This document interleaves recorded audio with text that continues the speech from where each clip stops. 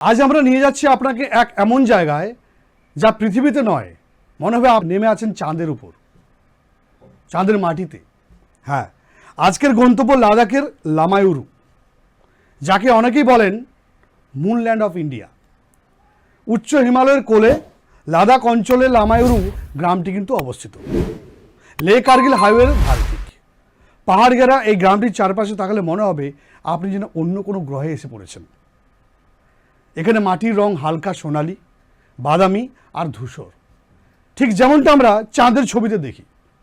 চাঁদে যে মাটি সেরকম প্রায় অনেকটা সিমিলারিটি আছে।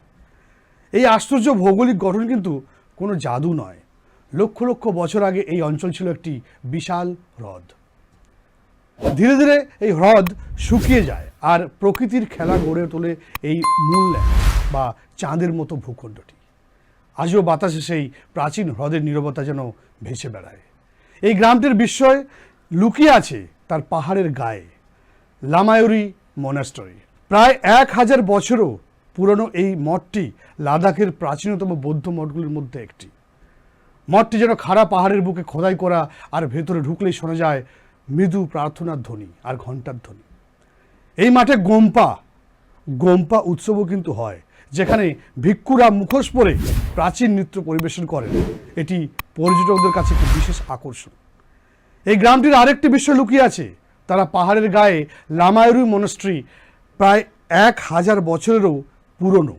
এই মঠটি লাদাখের প্রাচীনতম বৌদ্ধ মঠগুলির মধ্যে আরেকটি। মঠটি যেন খাড়া পাহাড়ের বুকে খোদাই করা, আর ভেতরে ঢুকলেই শোনা যায় মৃদু প্রার্থনার ধ্বনি আর ঘণ্টার ধ্বনি।